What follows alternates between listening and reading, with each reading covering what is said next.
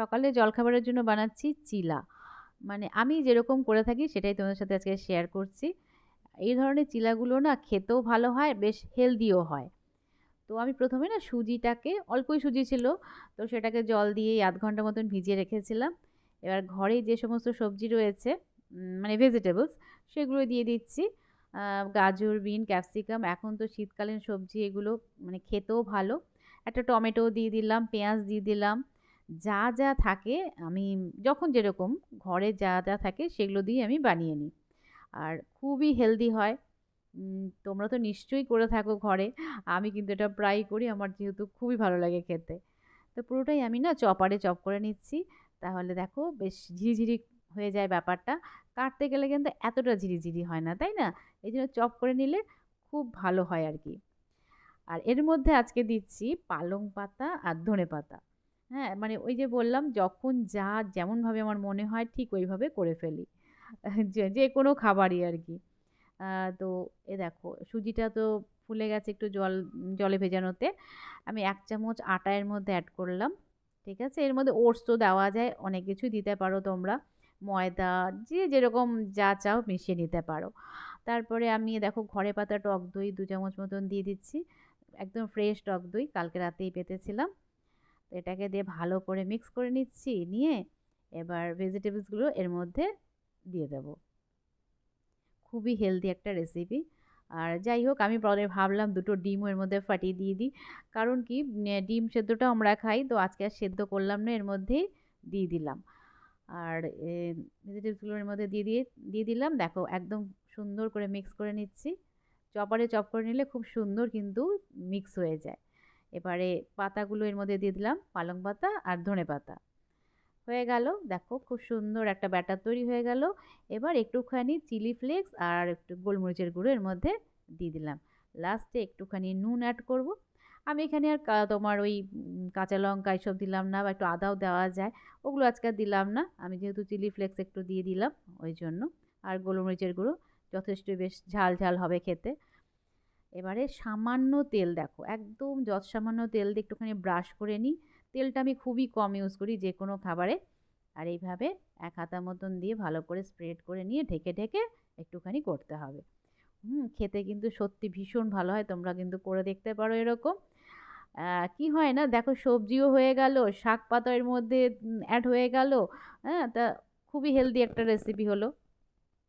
আর ভীষণ সফট হয়। হ্যাঁ?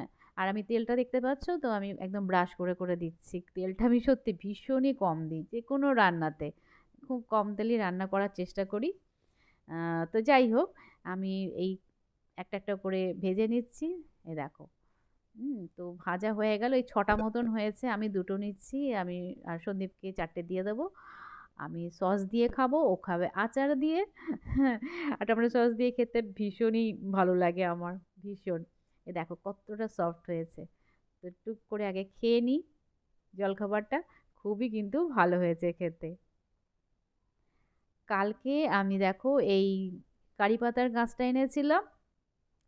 কিনে এনেছি আরকি, বেরিয়েছিলাম। আর আমার তো জানোই এখন গাছের ভীষণ নেশা আগাগোড়াই। আর পিটুনিয়ার চারা অনেকগুলো কিনে এনেছে, জানো তো?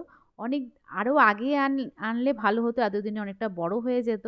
ওই সবসময় বেরোনো হয় না। আর গাছের ওই জায়গাটা তো যেতে হবে নার্সারিতে। সেইজন্য যখন যেরকম সময় পাই সেভাবেই যাই। তো কালকে হঠাৎ মনে হলো যে নিয়ে আসি। গাছগুলো তো বড় হতেও টাইম লাগবে। তো যাই হোক, দেখো ছোট প্ল্যান্টারের মধ্যে রাখা। তো আমি পরে এটাকে লাগাবো। আজকে আর লাগাচ্ছি না। পরে ওই মানে একটা টবে লাগিয়ে দেবো। কারিপাতা গাছটাও দেখো আনলাম। এরকম আমার রেসিপিতে লাগে। রান্নার সময় না, টুকিটাকি রান্নার সময় বিশেষ করে কারিপাতার ভীষণ দরকার হয়। সেই কারণে এনে রেখে দিলাম, বড় হবে। আর আমার কাজ তো দেখো সব জমিয়ে রাখা, ফেলে দেওয়া জিনিসগুলো সব জমিয়ে রেখে দিই। আর এটাকে কখন কি কাজে লাগাবো সেটাই মাথায় ঘুরতে থাকে। তো আজকে যে কাজটা করব, মানে ওই একটা প্ল্যান্টার টাইপেরই বানাচ্ছি। আর এই কৌটোগুলো তো রয়েছে প্রচুর। তো এটাকে একটু সদগতি করছি আরকি। আর এটাকে দেখো আমি ওই কার্ডবোর্ডের যে টুকরোগুলো রয়েছে সেটা দিয়েই করছি। বার করে আনলাম দেখতেই পেলে। তো এইভাবে ওপর পার্টটা তুলে নিয়ে এই যে ভেতর পার্টটা এভাবে কেটে নিচ্ছি। ঠিক আছে? হ্যাঁ? স্কোয়ার মতন কেটে নিলে দেখতেও ভালো লাগে। আর এবারে গ্লু গানের সাহায্যে আমি এক-একটা এই টুকরোকে ওই তোমার ফুড কন্টেনারের গায়ে লাগিয়ে দিচ্ছি। এই দেখো। হ্যাঁ, তাহলে কি দেখতে ভালো লাগে। এমনি দেখো কৌটোগুলো যদি রেখে দিই, দেখতে ভালো লাগে না। তো মানে দেখতে ভালো লাগার জন্যই এই কাজগুলো করা আরকি। তো যাই হোক সময়টাও খুব ভালো কাটে। আর যেটা হচ্ছে মেইন আমার কি বলবো, ভালো লাগার কাজ এগুলো। এবারে যাই হোক পুরোটা আমি কালার করে নিচ্ছি। ১ম এ ব্লাক কালার দিয়ে পুরোটা কালার করে নিচ্ছি। ঠিক আছে?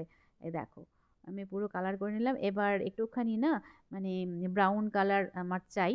তো ও ব্রাউন কালারটা আমার থাকে না ঘরে। ওইটাকে করে নিই আমি আরকি।